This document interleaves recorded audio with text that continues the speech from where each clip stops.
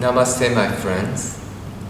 Welcome to your ground of being, a meditation contemplation video. In this video, I want to continue talking about meditation,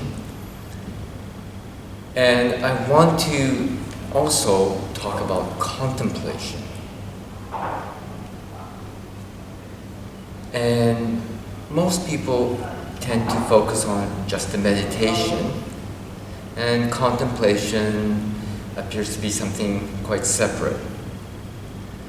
But in my experience of developing the ground of being meditation, I discovered personally, through my experience, that meditation alone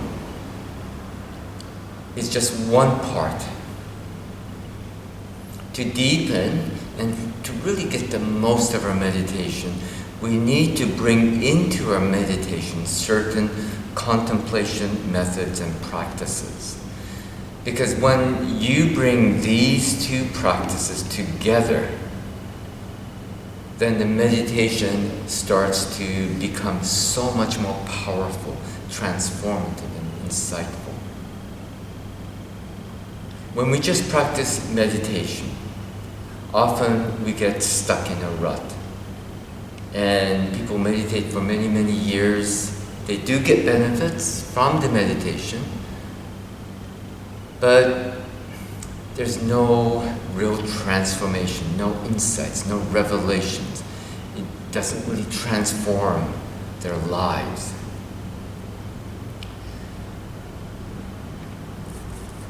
And I'm going to introduce two contemplation themes that we can directly incorporate into our meditation. They're very simple, very easy, and yet powerful.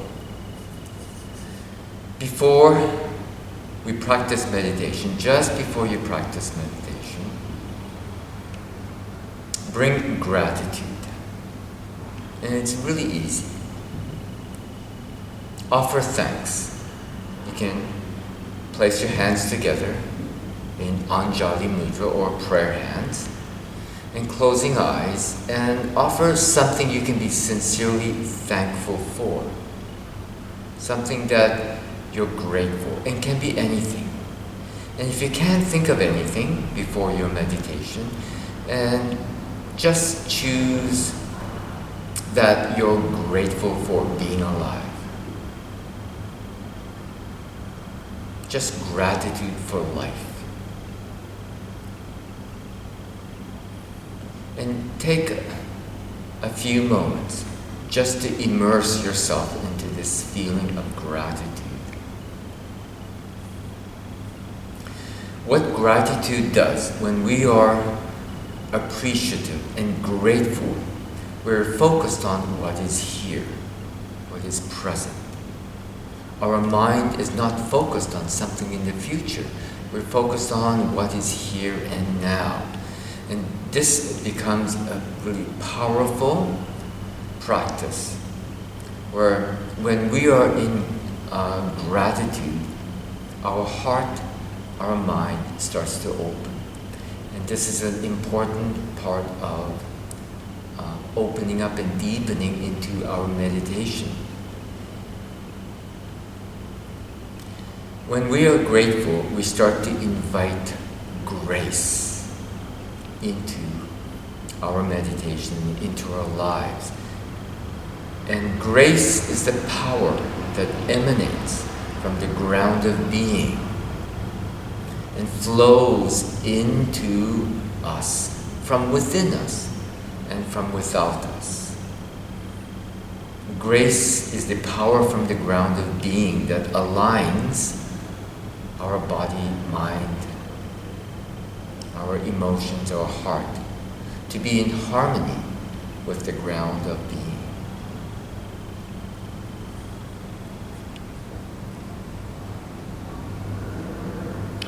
So before we practice meditation, take a few moments to sit in gratitude.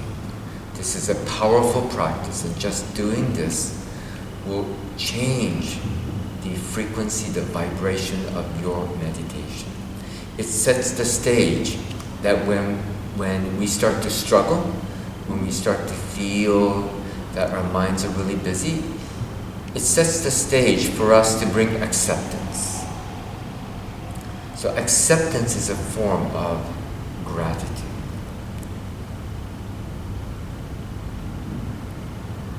That we start to embrace and accept whatever state of mind that we happen to be in, whatever state of body our body is in, and whatever emotions and feelings come and go, that it's all right, that we deeply accept and embrace, and we are grateful for just being here and now.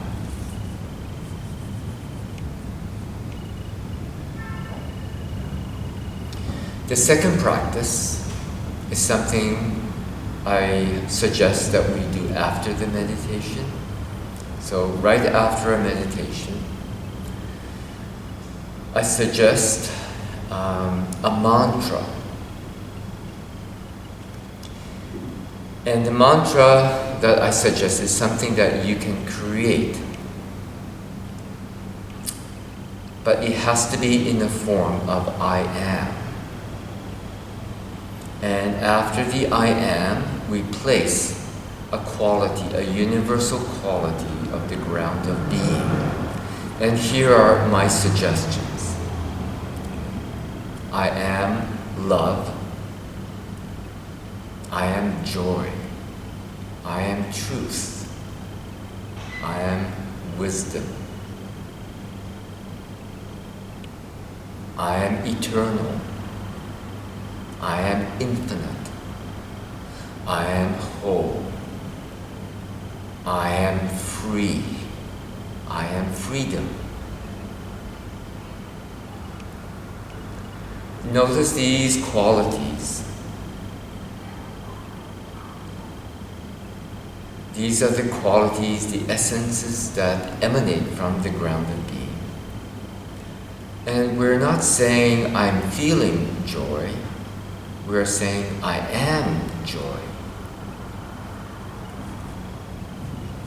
Choose any one of these universal qualities. Choose the one that seems to resonate with you. And after your meditation, take a few moments to repeat this mantra silently within yourself.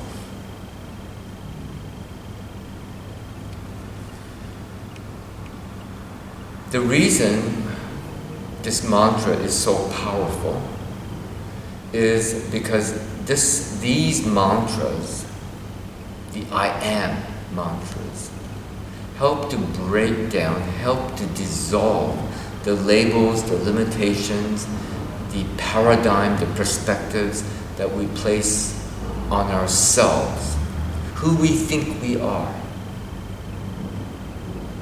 And who we think we are is we are our physical body. I'm a male, I'm a female, I'm old, I'm young. These are the labels we place on ourselves. And it could be a profession. I'm an accountant, I'm a doctor, I'm a nurse. These are labels. And when we practice these mantras, we start to dissolve the labels we place on ourselves. And I just want to explain the reason for the mantras. And ultimately, we could simply say, I am, and have nothing else in front. But what I've discovered is when people just say, I am, and although this can be very powerful, unconsciously, we tend to bring up the same labels we place on ourselves. I am the body, I am an accountant, I am a male, I'm a female, I'm old, I'm young. So even though we may be saying I am, unconsciously, we're repeating who we think we are. So this is why by putting in a universal quality in front of I am, we start to gently dissolve those labels. We start to open up. And we start to entertain the possibility that we are so much more than the labels we place on ourselves. And basically the three identifications that we cling on to is, the first one, I am my body.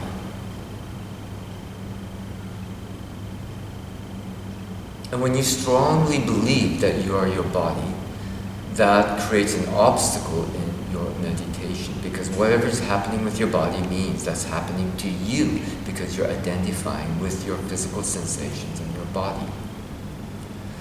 So this is the first identification that we need to release. You are not your body. Second identification is that we are our minds, we are our thoughts, and we are the thinker of our thoughts.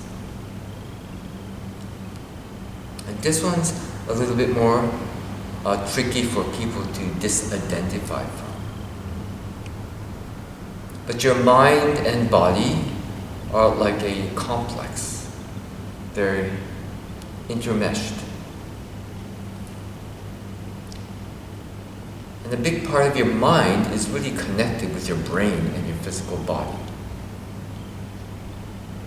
So your body and your mind, your mental body, let's say, are forms through which the ground of being is expressing itself through these forms as life, as what we call you and I, the forms that life takes.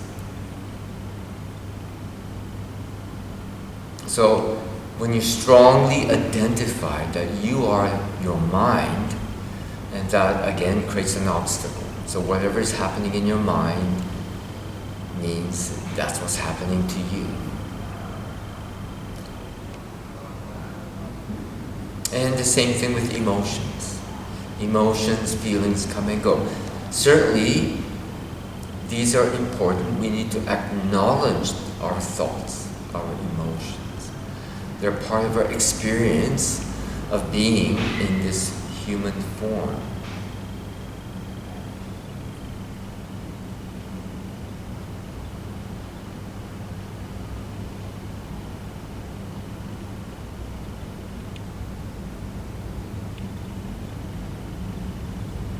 So by using these universal mantras, we start to cut through, gently but slowly, these identifications with the forms through which the ground of being expresses itself.